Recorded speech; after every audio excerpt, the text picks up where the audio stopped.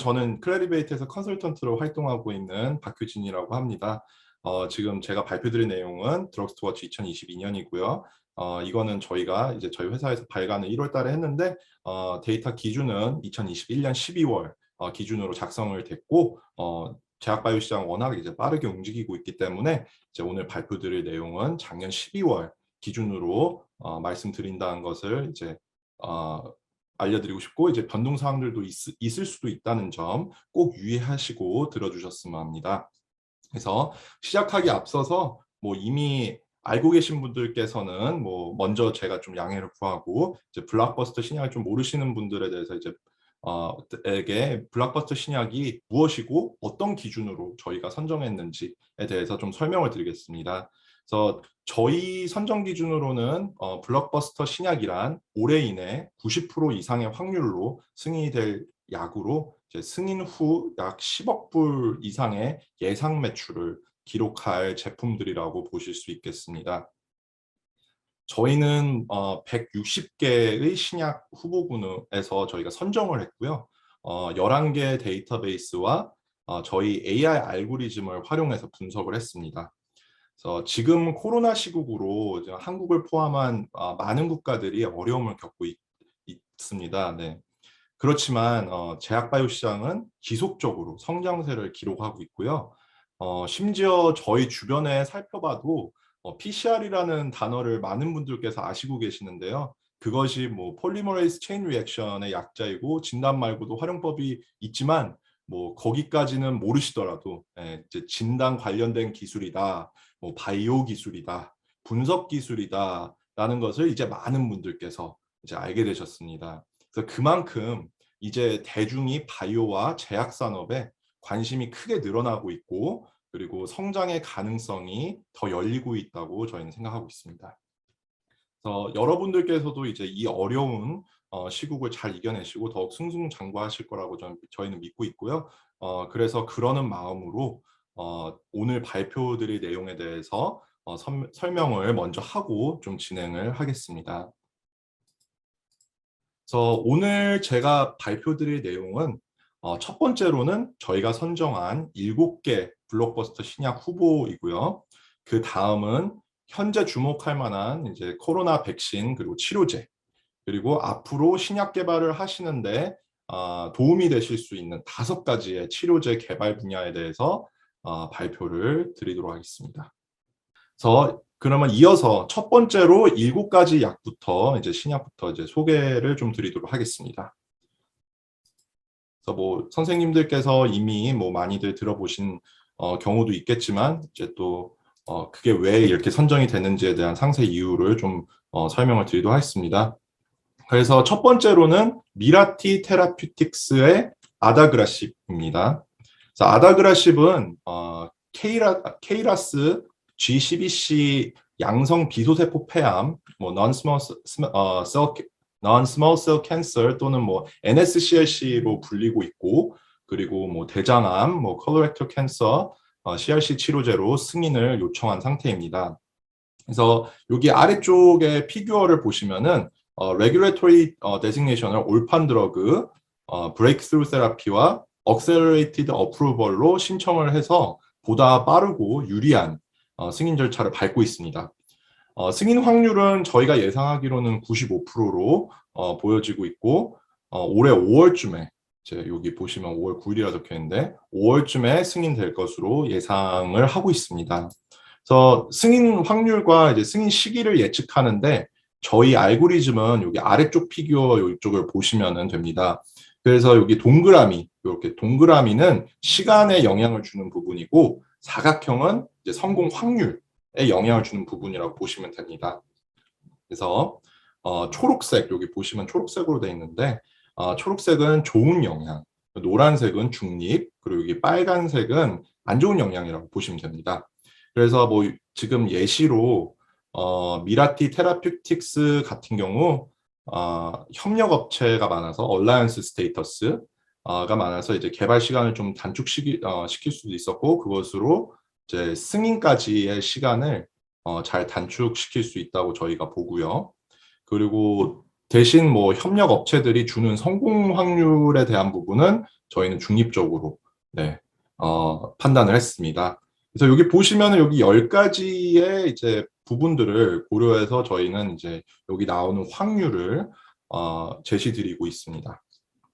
그래서 이 알고리즘을 제가 먼저 설명드린 이유는 이제 오늘 제가 발표드릴 7개의 약물들이 이제 모두 해당될 것으로 여기 이 알고리즘에 모두 해당을 될 것으로 보고 있으니까 이제 그런 부분에 있어서 좀 참고해 주시고 봐주셨으면 합니다. 그래서 이제 다시 여기 미라티 테라피틱스의 아다그라십으로 돌아간다면 일단은 이 약물이 사용 승인이 될 시 4년 후에 매출이 약 12억 불을 기록할 것으로 예상을 하고 있습니다. 그 이유는 이제 역학 정보에도 있고 그리고 언맨 니즈, 그러니까 환자들과 의료진의 미충족 사항들이 이제 큰 역할을 합니다. 그래서 KRAS G12C 변이는 전이성 비소세포 폐암 환자의 11에서 13%를 차지하고 있고 이제 전이성 대장암 환자의 3에서 4%를 차지하고 있습니다. 그리고 이제 현존하고 있는 KRAS G12C 변이 환자에게 주어지는 치료 옵션은 그렇게 많지가 않습니다. 그리고 이제 그래서 의료진과 환자들의 이 모두에게 이제 꽤나 좀 답답한 상황을 만들고 있습니다. 그래서 만약에 이 약이 승인을 받게 된다면 치료가 어려운 KRAS G12C 변이를 가진 대장암 환자에게 1차 치료제 그리고 비소세포 폐암 환자에게는 이제 2차 치료제로 활용될 가능성이 높습니다. 그래서 현재는 그리고 이제 아다그라십은 이제 지금 현재로서는 키투르다와 같은 이제 다른 항암제와 병용 치료법으로 지금 임상 2차 시험을 진행 중에 있습니다. 그 결과는 꽤나 괜찮은 편이고요. 그리고 이제 2026년까지 많은 매출을 그것 때문에 이제 또 올릴 것으로 예상을 하고 있습니다. 그래서 경쟁자로는 이 암젠의 루마크라스 제품이 있고 이 루마크라스는 시장에 조금 더 일찍 출시가 됐고 이제 아다그라십은 또 1일 하루에 2회 투여 그리고 루마크라스는 1회 투여이기 때문에 이 부분에 있어서는 이제 아다그라십이 넘어야 할 그런 산으로 남아 있습니다. 그래서 뭐 앞으로의 이제 더 많은 연구 결과가 이제 두 제품의 승패를 이제 가르게 될 것으로 저희는 예상을 하고 있습니다. 자,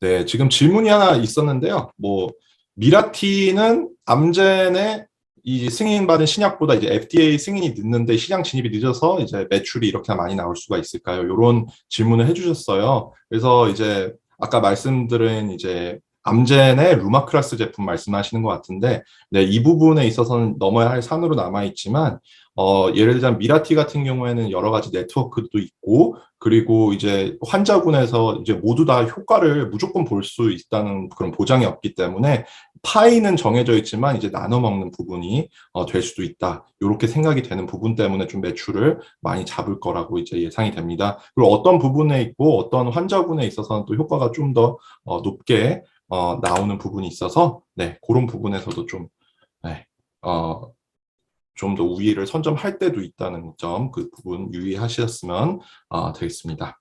자, 다음은 에자이와 이제 바이오젠의 알츠하이머 치료제, 이 레카네맙입니다. 그래서 레카네맙은 아밀로이드 플라크에 대응하는 이제 단일 클론 항체, 이제 모노클로널 엔티바디죠. 저희가 이제 그렇게 많이 부르죠.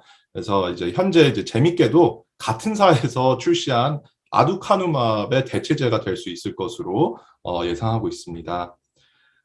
그리고 현재 알츠하이머 분야에서 활용되고 있는 수치 중 이제 아리아라고 있거든요. 그래서 아리아가 뭐의 약자이냐면 뭐 이미 아시고 계신 분들 아시겠지만 뭐 아밀레이드 릴레이티드 이미징 애브노멀티의 약자로서 이제 MRI 기술을 활용해서 이런 치료제의 이제 부작용이 될 수 있는 뇌 부종, 그래서 세레브럴 에데마를 이제 아리아 E, 그리고 이제 대뇌의 이제 미세출혈, 세레브럴 마이크로 헤머라지를 이제 아리아 H로 구별해서 이제 측정을 합니다. 그래서 한 연구 결과에 따르면은 레카네맙은 이제 아두카누맙에 비해서 평균적으로 약 한 25%의 감소한 아리아 수치를 좀 보여줬습니다. 그 뜻은 이제 세레브럴 에데마나 아니면은 뭐 마이크로 헤머라지가 좀 25%가량 줄어들었다고 볼 수가 있는데요. 이 부작용을 줄일 수 있게 돼서 이 약은 그런 혁신성을 확보를 했습니다. 그리고 에자이와 바이오젠은 아두카누맙도 있기 때문에 알츠하이머 시장에 많은 점유율을 가져갈 것으로 저희는 예상하고 있습니다. 레카네맙은 2026년 예상 매출액은 17억 불 정도 되고요. 그리고 알츠하이머병은 전 세계 환자 수가 약 3,800만 명이고, 그리고 인구 고령화로 인해서 G7 국가에서 초기 알츠하이머병 인구가 30% 이상 상승할 것으로 지금 예상하고 있습니다. 그래서 지금 우리나라에서도 이게 좀 문제가 되고 있고, 이제 알츠하이머 관련한 센터들도 지금 많이 지어지고 있잖아요. 그래서 이런 부분에 있어서 시장성은 상당히 있다고 보실 수가 있습니다. 그래서 점점 이 병에 대한 시장은 증가하고, 그리고 이제 아두카누맙과 이제 레카네맙과 비슷한 계열들의 약들이 이제 박차를 가해서 승인을 지금 좀 받으려고 엄청난 경주를 지금 하고 있습니다. 그래서 레카네맙의 승인 확률은 저희가 봤을 때는 95%이고, 여기에 사실상 가장 큰 기여를 한 것은 작년에 아두카누맙의 승인이죠. 네. 그래서 작년 혹시 이제 기억하시는 분들 좀 계실까요? 네, 정말 난리도 아니었죠. 네, 아두카누맙의 승인. 근데 아두카누맙 덕분에 이제 아래쪽 여기 피규어를 보시면은 드러그 디벨로퍼 타입하고 이제 타입 오브 드러그 컴파운드 여기 에서 이제 시간적으로 긍정적인 효과를 이제 영향을 끼쳤고, 드러그 타겟 패밀리에서 이제 성공률을 좀 챙겼어요. 그래서 드러그 타겟이 이제 비슷하기 때문에 그런 부분이 있고, 그런데 이제 아까 말씀드렸다시피 아두카누맵이 있기 때문에 노벨티나 이제 시밀러 드러그 스테이터스가 이제 꽤 있기 때문에 네, 여기서는 좀 늦춰진 것으로 저희는 보고 있습니다. 뭐 그래도 올해 한 6월쯤에 승인이 될 것으로 저희는 지금 예상하고 있습니다. 자, 요 레카네맙과 비슷하게 여기 저희가 또 릴리사의 도나네맙도 있습니다. 그래서 2026년에 약 45억 불의 매출을 올릴 것으로 예상하고 있고, 이제 마찬가지로 95% 확률로 7월쯤에 초기 알츠하이머병 치료제로 승인될 것으로 예상을 하고 있습니다. 그래서 두 약은 이제 모두 유럽과 일본에서도 승인을 준비를 하고 있고, 그리고 이제 미국에서 출시 후 약 한 뭐 2, 3년 후에 승인이 뭐 되지 않을까. 네, 그렇게 생각을 좀 하고 있습니다. 그래서 이 약물들의 이제 가장 큰 장애물은 아무래도 이제 승인용 자료가 제출한 것은 임상 2차 시험 자료라는 점이고요. 그리고 경쟁 제품인 아두카누맙입니다. 그래서 계속 나오죠. 이제 여기 에자이와 바이오젠의 아두카누맙.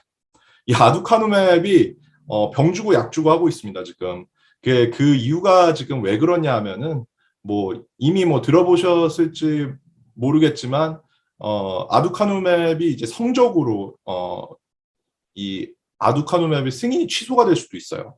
그 사용 후에 성적이 좋지가 않거나 부작용이 심하거나 그 효과가 이 예상보다 그렇게 좋지가 않았다. 스터디들에 비해서 그렇게 좋지가 않았을 때는 FDA에서는 조건 하에 승인 취소를 할 수도 있다. 이런 부분이 있기 때문에 이런 부분이 좀 불안 요소가 되지만 그게 이제 병을 주는 거고요. 이제 약을 주는 거는 이제 아두카누맙이 승인이 됐기 때문에 이 비슷한 계열의 약물들이 엄청나게 지금 승인을 같은 절차를 밟으면서 승인을 원하고 있습니다. 그래서 뭐 만약에 근데 이 아두카누맙의 승인이 취소가 되면은 이 같은 계열의 약물들도 승인이 반려가 될 수도 있는 그런 가능성이 있기 때문에 그런 리스크들이 조금 존재하고는 있습니다. 근데 뭐 일단은 뭐 아두카누맙의 약효도 괜찮고 뭐 이미 뭐 작년에 승인이 되었기 때문에 알츠하이머 시장을 이제 또 이미 또 선점하고 있을 확률이 높아요. 그래서 예를 들자면 이제 레카네맙이나 이제 도나네맙 이런 약물들이 출시를 하더라도 이미 지금 선점하고 있는 아두카누맙을 넘어서야 합니다. 그래서 이 두 약물에게는 병 주고 약 주고지만 그래도 아두카누맙은 경쟁 상대고 그리고 아주 큰 장애물로 여전히 남아 있습니다. 그리고 이제 다음 약은 스위스 로슈 그리고 일본의 이제 중해제약의 파리시맙입니다. 이제 파리시맙은 당뇨성 황반부종, 그래서 Diabetic Macular Edema, 짧게 해서 DM이라 부르고, 그리고 습성 노인성 황반변성, 네, Wet Age-Related Macular Degeneration, 그래서 Wet AMD라고도 부르는 이제 치료제로 개발된 약물입니다. 그래서 이 약물의 기전은 베지에프 그리고 안지오포이에틴 2, 그리고 짧게 뭐 ANG2로 이제 부르겠습니다. 예.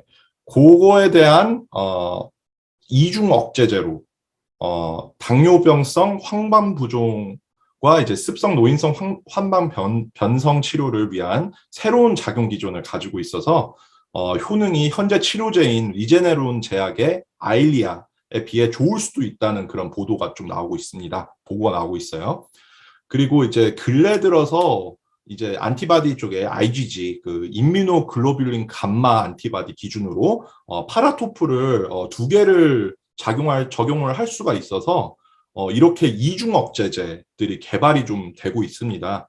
그래서 막 어떨 때는 이게 좀 이제 연구하시는 분들이나 이제 이쪽 분야에 종사하시는 분들께서는 뭐 아시고 있겠지만 잘 모르신 분도 계신데 그런 분들은 이런 소식을 듣고 야, 뭐 효과도 2배일 것이다. 막 이렇게 기대하신 분도 계신데 뭐 일단은 뭐 파리시맙의 임상 시험 결과를 봤을 때는 그 정도까지는 아니고 네, 리제네론의 제품 그 아일리아와 이제 약 효과는 좀 비슷한 편이고 세이프티 프로파일도 되게 비슷하게 나왔습니다. 그래서 다만 이제 정맥 주사로 투여를 하는데 그 주기가 이제 리제네론의 제품보다 길어서 환자들의 이제 퀄리티 오브 라이프, QOL, 삶의 질이 좀 크게 향상이 될 수 있다는 것이 이제 이 약의 가장 큰 매력입니다. 그래서 2026년 예상 매출액은 13억 불이고 이 매출을 뒷받침할 수 있는 그 역학 정보는 일단 제2형 당뇨병, 타입 2 다이비티스 멜리터스 T2DM이라고도 부르는데 그 환자의 15%는 DME를 앓고 있고 이제 G7 국가의 360만 명이 이제 AMD를 앓고 있어 적용 환자 수가 꽤나 있는 편입니다. 그래서 이 파리시맙은 일단은 성공률은 95%로 예상이 되고 있고 올해 5월쯤에 승인이 될 것으로 저희는 예상을 하고 있습니다.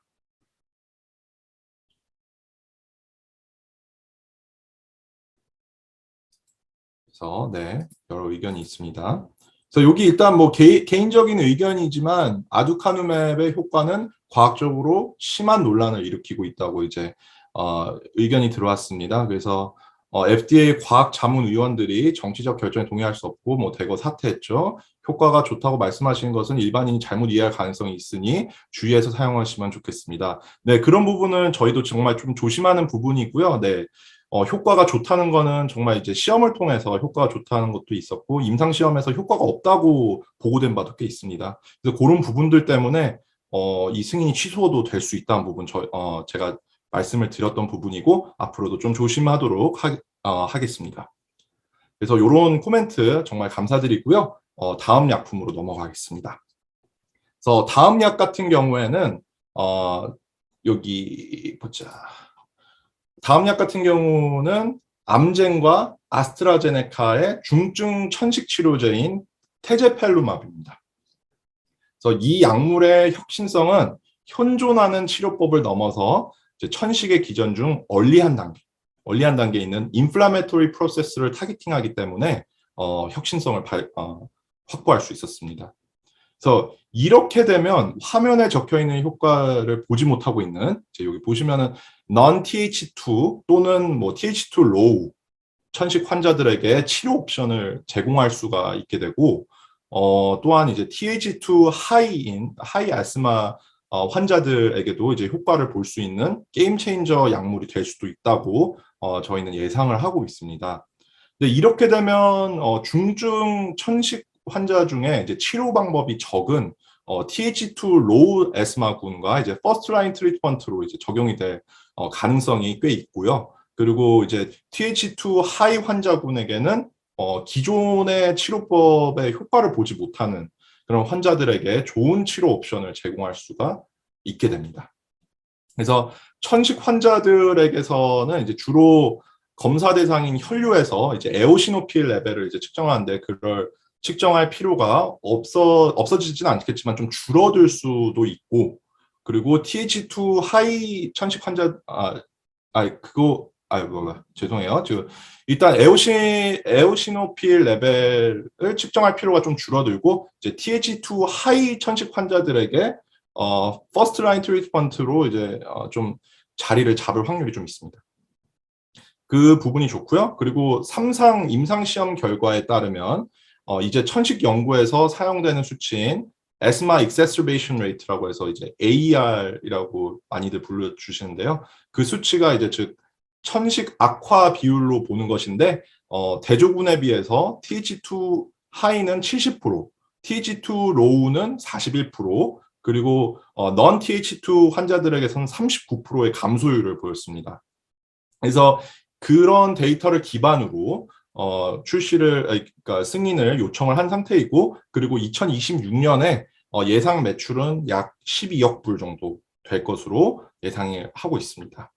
그래서 중증 천식 환자 중에서 30%가 이제 TH2 로우 표현형이고, 그리고 코르티코스테로이드를 처방을 받는데 그 효과가 좀 잘 없는 이제 TH2 하이, 그리고 non-TH2 환자들에게도 치료 옵션을 이제 제공할 수가 있게 되는데, 그것 때문에 이제 좀 많은 판매량을 좀 예상을 하고 있습니다.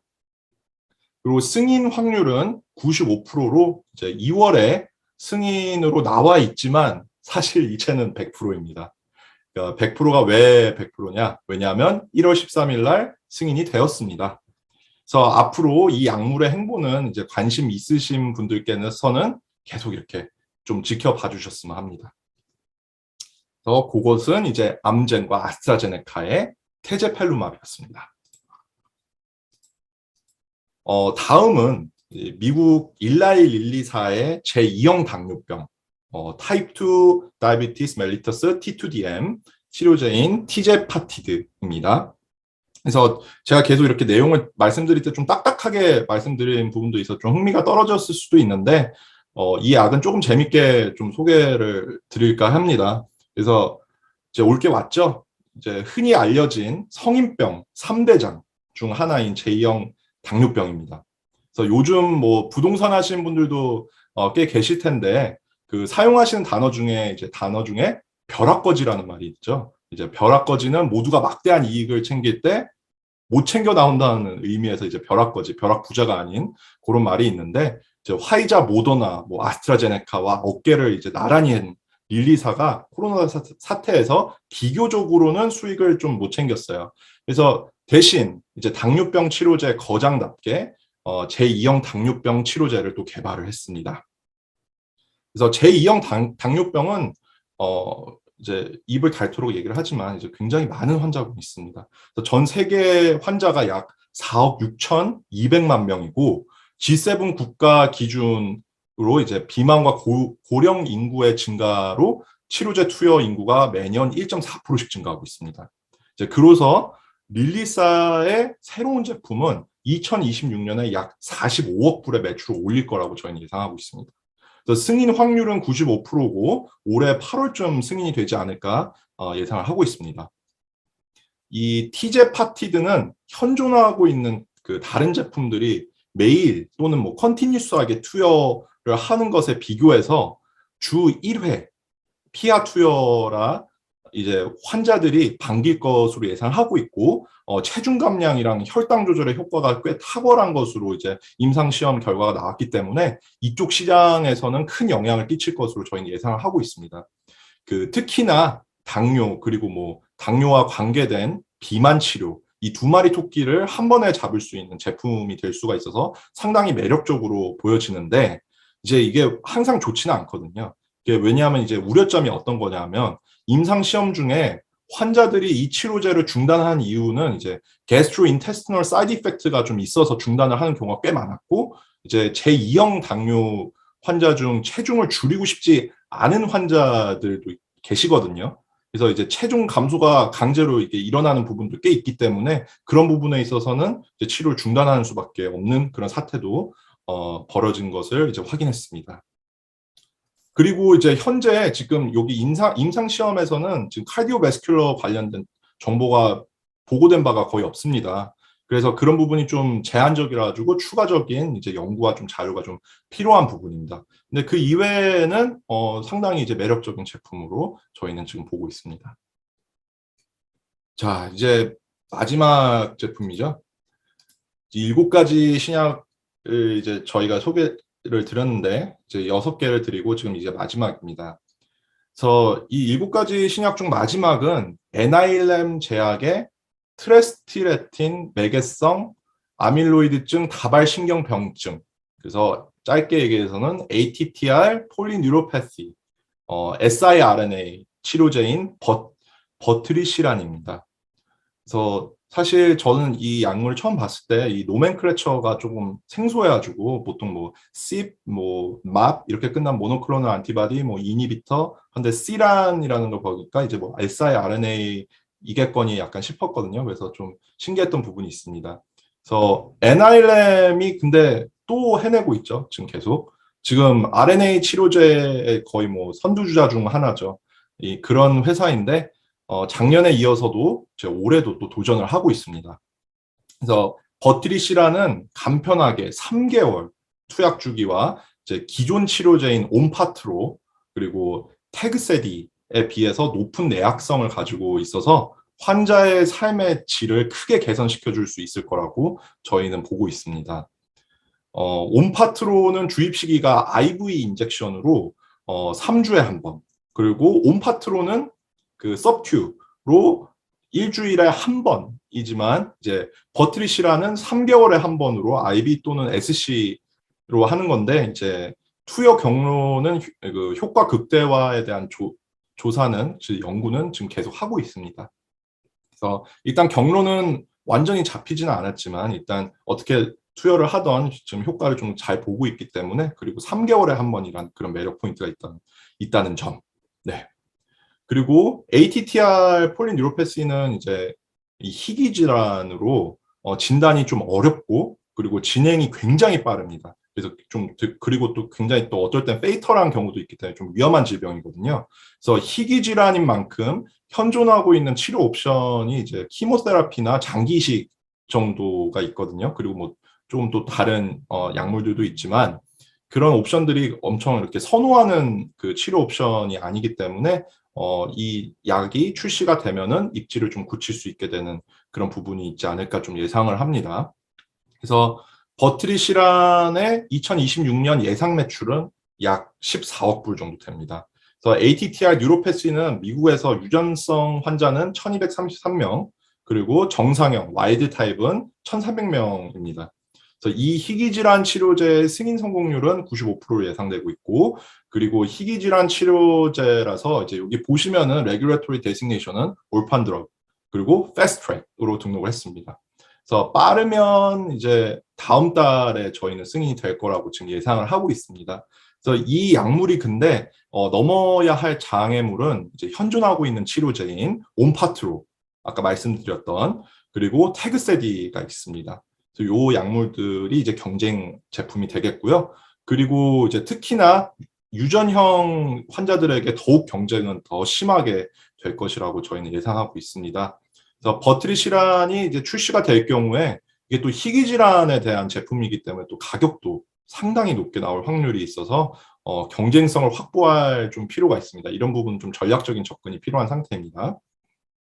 그래서 이런 부분들이 있습니다. 이게 이제 전체적으로 제가 소개드리는 7가지 블록버스터 약물이고요. 이런 부분들은 저희 리포트가 또 발간되었기 때문에 더 상세한 정보는 거기에 또 실려 있습니다. 그래서 저희는 오늘은 시간 제한 때문에 이런 부분들은 뭐 모두 다 엄청 이렇게 상세하게 전달드리는 어려운 부분 좀 양해 부탁드리고요. 그 다음 부분은 또 제가 또 소개를 또 드리도록 하겠습니다. 저희 리포트에는 이제 추가적으로 2가지가 더 이제 실려 있는데 그건 이제 지금 좀 주목할 만한 그런 코로나 백신 그리고 치료제에 대해서 좀 설명을 드리도록 하겠습니다. 그래서 이 부분에 대해 있어서 엄청 크게 설명을 드리지는 않을 거고요. 일단 어떤 종류가 있고 지금 어떤 현황이 있는지 그런 부분은 좀 알려드리도록 하겠습니다. 그래서 지금 코로나 백신 같은 경우에 지금 보시면은 여기 싱글도스 리컴비넌트 바이럴 벡터 백신 그래서 싱글도스 한 번만 투여하는 저희 우리나라에서는 나왔던 존슨앤존슨 이제 얀센의 백신이었죠. 그래서 여기 보시면은 다른 회사는 칸시노 바이올로직스의 콤비데시아 그리고 아래는 존슨앤존슨의 제품이 있습니다. 그리고 이제 2번 투여하는 투도스 리콤비넌트 바이럴 벡터 백신은 지금 아스트라제네카의 코비실드 그리고 가멜레아 리서치 인스티튜트의 스퍼트니크 V가 있습니다. 그래서 스퍼트니크 하면은 옛날 역사 공부할 때 그 나왔었죠. 저희 전 세계적으로 첫 번째 위성을 발사한 러시아의 위성 스퍼트니크 1호가 있는데 여기선 백신이 꽤나 일찍 개발이 되었기 때문에 이쪽에도 스퍼트니크라고 이름을 지었지 않았을까 싶습니다. 그리고 V는 5가 아닌 백신의 V일 것으로 저는 생각하고 있습니다. 그리고 다른 제품군으로서는 투도스 인액티베이티드 백신. 그래서 여기는 시노팜, 시노백 주로 이제 중국 회사들이 개발을 했고요. 그리고 여기에서는 코백신, 그 바라트 바이오텍 제가 알기로는 이제 인도 쪽에서 개발을 하고 있는 것으로 개발한 것으로 알고 있습니다. 그리고 코비백 해가지고 추마코프 페더럴 사이언티픽 센터 포 리서치 앤 디벨롭먼트 그래서 러시아에서도 되게 활발하게 개발을 했습니다. 그 다음 페이지로 넘어가면 이제 조금 더 익숙한 이제 회사들이 보이고 제품들이 보이는데요. 여기서 투도스 리피드 나노 파티클 RNA 백신, 그래서 대표적으로 여기 모더나의 스파이크백 그리고 화이자랑 이제 바이오엔텍의 이제 제품인 코미나티 요렇게 있습니다. 요 2가지 굉장히 많이 이제 팔리기도 하고 제공이 되었죠. 그래서 효과도 꽤 좋은 편이고 해서 많이 수급이 되었습니다. 뭐 여기서는 제가 말씀드릴 수 없는 부분은 어떤 제품이 어떤 뭐 다른 제품보다 효과가 더 좋다 이렇게 말씀드리긴 좀 어려운 부분이 있는 점 좀 양해 부탁드리고 그냥 여기서 참고하실 수 있는 부분은 이런 뭐 제품들이 있고 이런 제품들을 개발이 됐고 뭐 승인이 되었구나 그 정도만 참고해 주시길 바랍니다. 그래서 여기는 또 2번째 또 다른 거는 투도스 신테릭 펩타이드 이제 펩타이드 인젝션을 하고 에피바 코로나라고 해서 스테이트 리서치 센터 오브 바이올로지 하고 바이오테크놀로지 여기 있고 여기 왼쪽에 보시면 백탑이라고 이렇게 나오더라고요. 그래서 요 회사에서 회사 또는 이제 기관에서 개발을 하고 있고 3도스로 이제 넘어갑니다. 그래서 3번 투여하는 3도스 DNA 백신 사이더스에서 개발한 자이코브 D가 있습니다. 그리고 3도스 프로틴 서브 유닛 그래서 여기 자이파이팩스라고 해서 자이파이 롱컴 바이오파마스티컬에서 개발한 제품입니다. 그래서 3번 투여를 받는 그런 백신이 되겠습니다. 다음은 이제 코로나 치료제라고 보실 수가 있는데요. 이제 치료제 같은 경우에는 이제 코르티코스테로이드도 하기 때문에 여기 옥스퍼드 대학에서 나온 덱사벤이 있고요. 그리고 뭐 브로드 스펙트럼 앤티바이럴 라고 해서 아비간 후지필름이 요즘 또 예전에는 영상 관련된 그런 기기 회사였지만 지금은 굉장히 뭐 이미 다 아시고 계시겠죠. 많은 선생님들께서 이미 아시고 계시겠지만 제약 쪽에도 많이 개발을 하고 있고 투자를 많이 하고 있습니다. 그래서 후지필름에서 개발한 약품이고요. 그리고 한동안 작년에 뉴스에 굉장히 많이 나왔던 렘데스비르가 이제 길리어드 제품이고요. 이게 이제 치료제로 승인이 이머전시 어프로벌이 됐습니다. 그리고 자너스 카이네즈 이니비터로 이제 일라이 릴리 제품이죠. 그래서 올유미안트라고 나와 있고요.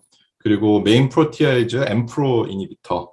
그래서 화이저의 팍스블로이드, 팍슬로비드가 있습니다. 그래서 이 제품도 요즘 굉장히 많이 말이 나오고 있는데 여기서는 지금 EMA 승인이 됐나 그랬을 거예요, 아마도.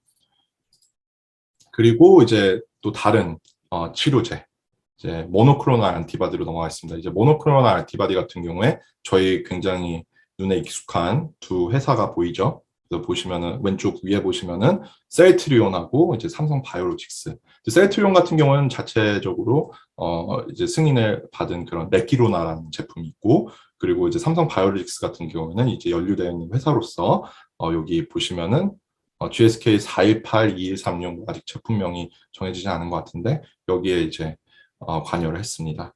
그리고 뭐 다른 제품으로서는 앞셀러라 바이오로직스가 있고 이제 릴리와 같이 개발을 했고, 리제네론, 뭐 샹하이 준시 바이오사이언스, 제넨텍 이렇게 있습니다. 그래서 아스트라제네카도 있고요. 그래서 이제 지금 치료제로도 많이 개발을 하고 있는 부분이고요. 모노클로날 안티바디가 지금 치료 승인을 지금 많이 받고 있습니다. 이런 부분들 참고해 주시면 좋겠습니다. 그리고 이제 마지막으로 그러면은 이런 약품들이 개발이 되고 있고, 그리고 치료제도 코로나 치료제랑 백신도 개발되고 있는데, 그럼 이 개발 분야들이 앞으로 계속 개발을 많이 하고, 그리고 제약 시장을 영향을 줄 수 있는 그 분야들이 어떤 분야들인가 5가지를 소개시켜 드리도록 하겠습니다. 첫 번째는 이제 셀 테라피, 진 테라피 쪽에 있는 이제 세포 및 유전자 치료 쪽에 이제 굉장히 많이 연구가 진행이 되고 있습니다. 그래서 2021년에는 논문들이 2,933건이 있었고, 그리고 2020년에는 4,753건이 있었습니다. 그래서 증가 비율은 약 62% 정도 되고요. 그리고 지금 진행 중인 그 임상 시험 건수가 4,539건이나 됩니다. 그래서 지금 좀 많이 활발하게 연구가 진행이 되고 있고, 그리고 주요 플레이어들은 지금 보시면은 많은 회사들이 있죠. 여기 뭐 유명한 회사들 많습니다. 얀센도 보이고 길리어드도 보이고, 네, 바이오젠, 뭐 BMS, 크리스퍼 테라퓨틱스. 이 크리스퍼 테라퓨틱스는 이제 지금 계속 상승하고 있는 회사죠. 네, 그래서 조금 이따가도 말씀드리겠지만 지금 일단은 첫 번째 치료 분야로서는 세포하고 유전자 치료 이쪽을 지금 좀 많이 연구를 하고 있다고 보실 수가 있겠습니다. 그래서 뭐 그래프트 모델도 많이 나오고 있고 그 어떤 효과가 있는지 지금 많이들 보고 계신 부분이고요. 다음 부분은 아까 말씀드렸던 이제 크리스퍼.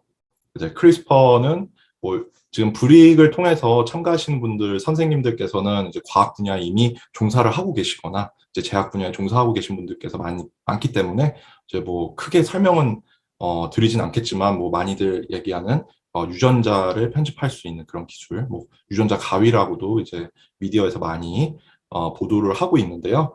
크리스퍼 정확히는 크리스퍼 캐스9 기술이죠.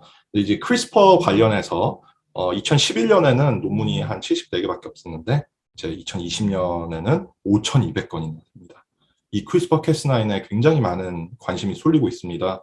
뭐 이미 과학계에 종사하고 계신 분들은 선생님들께서는 아시고 계시겠지만 유전자 조작은 사실 크리스퍼 이전에도 있었거든요. 그래서 뭐 예를 들자면 뭐 징크핑거나 뭐 탈렌 이런 기술도 있지만 이 크리스퍼 캐스9 자체의 기술력이 상당하기 때문에 지금 더 많은 관심이 쏟아지고 있는 것으로 보여집니다. 그 임상 실험 같은 경우에는 뭐 엄청 많이 진행은 되고 있지 않습니다. 그 비교적으로 다른 기술들에 비해서는 좀 신생 기술이기 때문에 일단은 지금 뭐 진행 중인 건수는 62건이고요. 그리고 임상 시험 참여 환자 수는 약 3,675명으로 지금 저희가 보고 있습니다.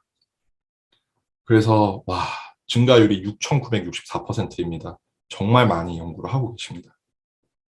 그리고 아까 주요 키 플레이어들 중에 크리스퍼 테라피틱스가 있었죠. 여기서도 있습니다. 그리고 여기 보시면은 지금 아직까지 많은 회사들이 지금 뛰어들고 있지는 않고 있어서 뭐 보도된 바가 없기 때문에 저희가 모르는 것일 수도 있지만 지금 일단은 키 컴퍼니는 저희가 지금 보고 있는 5군데고요. 좀 앞으로도 계속 성장하고 더 많아질 것이라고 저희는 예상하고 있습니다. 다음은 이제 AI 관련된 것인데요. 이제 인공지능하고 머신러닝 기반을 한 신약 발굴에 대한 이런 연구들이 많이 진행되고 있습니다. 2021년은 31건이고 2020년에는 186건입니다. 그래서 증가 비율은 500% 정도 되고 지금 이 기법을 사용해서 진행되고 있는 임상시험은 4,500건이나 됩니다. 그리고 임상시험 참여 환자 수는 최대 40만 명이 됩니다. 그래서 이 부분이 왜 그러냐 하면은 특히나 AI나 이런 머신러닝 기반은 빅데이터가 굉장히 중요하잖아요. 기반이 되는 데이터가 중요하기 때문에 아무래도 환자 수도 많아야 되고 그리고 데이터가 많아야 돼서 좀 이렇게 참여 환자 수가 많을 수밖에 없다는 부분, 그런 부분이 있고요.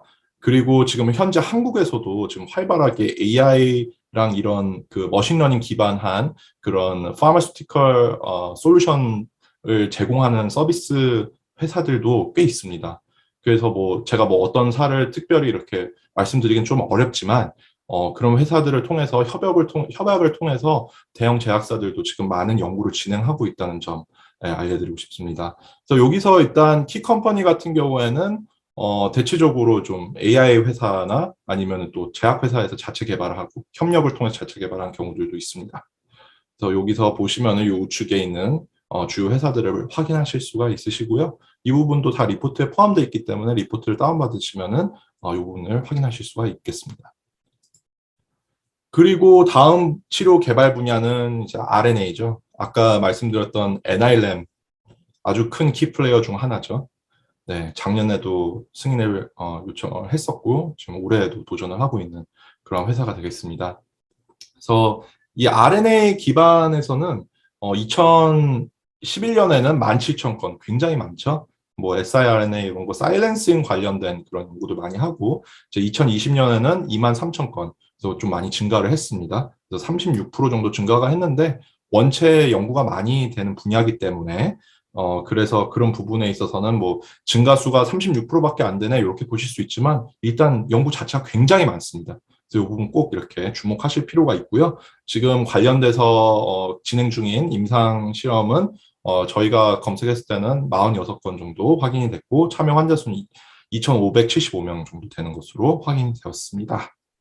그래서 이 치료제가 이제 RNA 기반인 경우에는 저희가 이게 포함을 했었고 임상 2상 그리고 3상에서 이제 의약품 파이프라인에 이 부분이 포함됐을 때에 이제 검색을 했을 때 이렇게 나오는 것을 확인을 했습니다. 그리고 이제 다음 부분은 표적 항암제죠. 이제 굉장히 뭐 많이들 개발을 하고 계시고 굉장히 많은 관심을 받고 있고 그리고 효과가 가끔씩 뭐 좀 좋은 결과도 있고 안 좋은 결과도 있지만 네, 이 부분에 있어서 굉장히 많은 연구를 진행하고 있습니다. 그래서 2011년에는 84건 그리고 2020년에는 246건 요렇게 지금 검색이 되고 있고 그리고 이제 EGFR의 약품 파이프라인 표적 기반 작용을 하는 그런 임상 시험은 276건이 있고 참여 환자 수는 37,533명으로 확인이 되었습니다. 그래서 키컴퍼니 보셔도 뭐 웬만한 대형 제약사 MNC들은 다 좀 들어가 있다고 보실 수가 있고요.